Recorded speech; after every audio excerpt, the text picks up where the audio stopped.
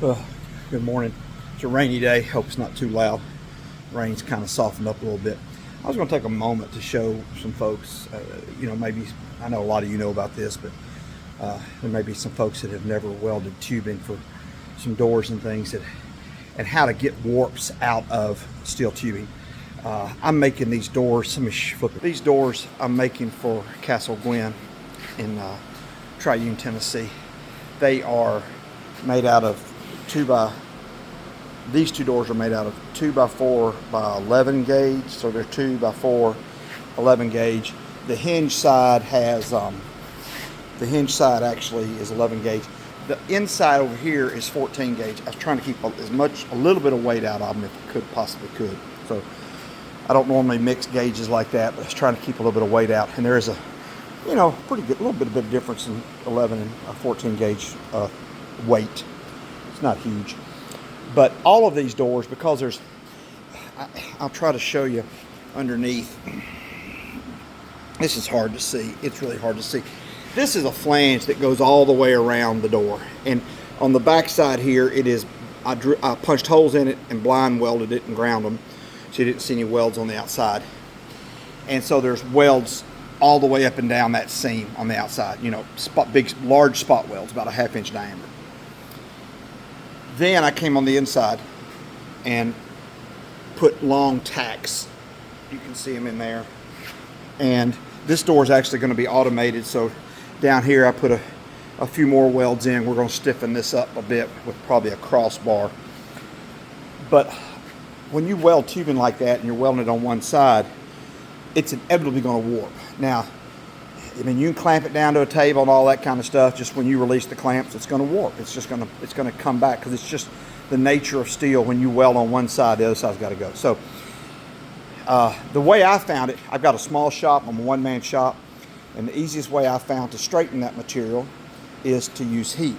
Now this one used to be bent pretty severely, and you can see now it is. I'll try to get a decent picture. It's pretty straight. It's I don't even know if it has any warp to it, but you can see all the little heat marks.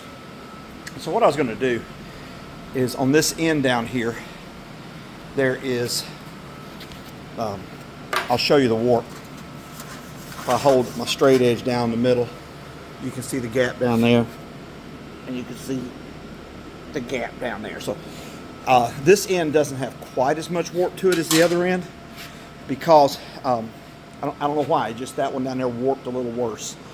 But I'm going to show you, I'm going to try to do this one-handed here. I'm going to turn my torch on, and I'm going to try to walk you through what I do. Now, there may be 1,000 ways to do this, but I always just find a way that works and go with it. And you don't have to, what happens is when it bends like that, or curves like that, you've got to go on the opposite side. And what doesn't really, it makes sense, but it doesn't make sense. When I heat it on this side, opposite, it's actually going to bow more. But as it cools, it's going to come back straight. Because what I'm basically doing is putting roughly the same amount of heat on this side here, this side, versus what I had on the other side where the welds were. So I'm going to show you how I do it. First thing I do, and you can do it however you want to. I come in a little bit from the end, and I'm going to put, you don't have to heat all the way across the beam. Don't do that. It'll just ripple your beam real bad. And I'm just basically going to put about 1.5 inches long till it gets orange in color. I don't want it too hot. Orange in color. You can see that. It looks a little brighter on camera than it is in place here. So I come from both ends, and I kind of have a little bit of a system the way I did this. I'm showing you on this short beam because it takes a little bit of time to do it on the longer beams. But it doesn't take a long time. The longer the beam, of course, the longer it takes. Then I come to the middle. So I basically just eyeball the middle of my beam. Come here, do the same thing.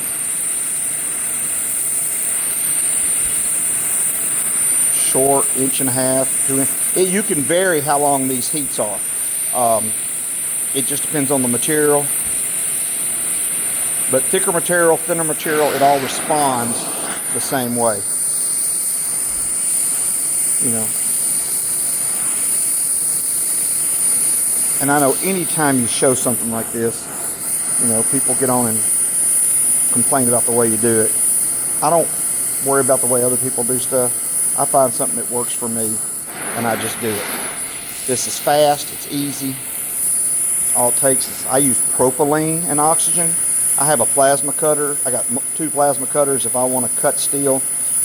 But if I'm just heating steel, and I heat stuff that's generally thinner, I'm not doing like 2-inch solid bar or anything. Losing my focus, sorry about that. But you see, then I split the difference. I put one down here, one down there, then one in the middle.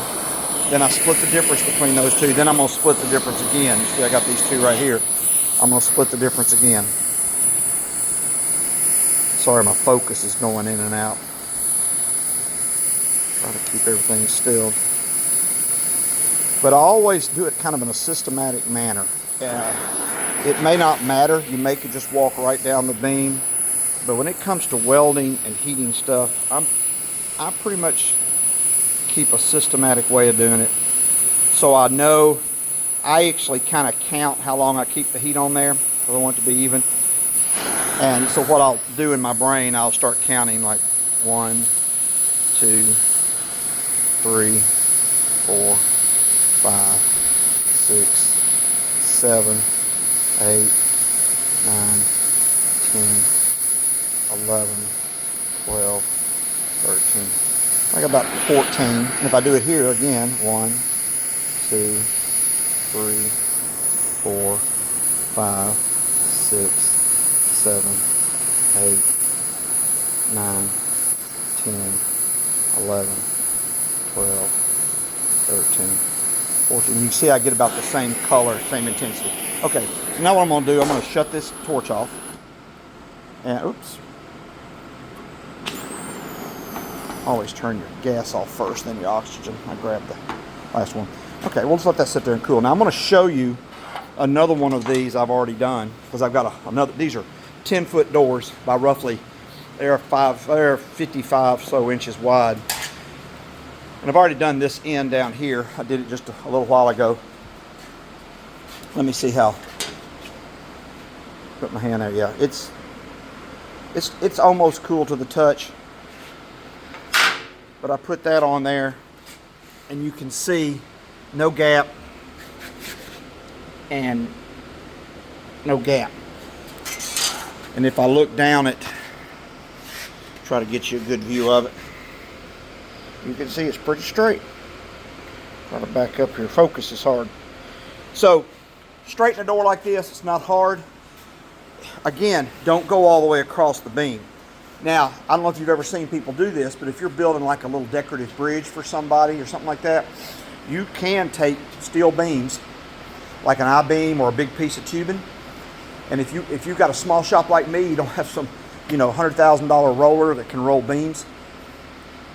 If you'll lay that beam on its edge, whichever way the arch is going to be, lay that beam and just start heating across it. What I do is I go down on a project like that. I'll go down and make a mark every 6 inches, down the beam. And you turn that beam up, just take your torch, and like I said, again, consistency.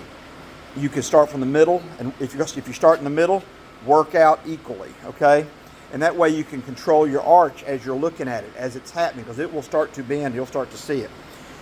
You'll have to put more heat in. Now it's going to draw back, okay? But it's going to draw back into an arch if you're heating only on one side. So if you ever have a little project and you just need to put a slight bend in something, I've got a small roller. I've got a small roller over there where I can roll gate tops and 2-inch tubing and stuff like that. But when you talk about rolling big stuff, and I've had jobs that were too big for me to do, and I just had a supplier roll beams for me. But if you're doing a small little job and you just want to arch it, heat will work. I've got this one right here, for some reason, when it welded up, it just barely curved. So I'm just going to I'll get done on this video. I'm just going to take my torch. I probably won't hit it as heavy as the other end down there, because this This one's barely out of level, but I want to get it good. I mean, got a little curve to it, and I want to get them flat because my frame, I haven't finished dressing my frame down, but this is the frame for the doors. Now it's interesting. If I look down this frame is 3x3, and even though I welded a flange on it, it was big enough where it didn't sustain warpage. It has to do with the size of the weld, the length of the weld versus the size of the material. Of course, the bigger the material, the less apt you are to have warpage. I did this one just a few minutes ago, and you don't know if you can see down there, but it's just flat as a flitter. So it doesn't take long to do it. These 10-foot pieces here, took a little bit longer, but they still came out nice and straight. Anyway, I hope that helps somebody. Again, there's probably 1,000 ways to do this. This is just the way I do it, and it works for me in my shop. And as you can tell, it doesn't take very long, and I don't have to fuss over it. So anyway, because I had I forged these handles to go on these doors, and did blind welds for the escutcheon plate. Again, we're just I've got a mix of fabrication and forging here. Just want to keep them looking nice for the castle.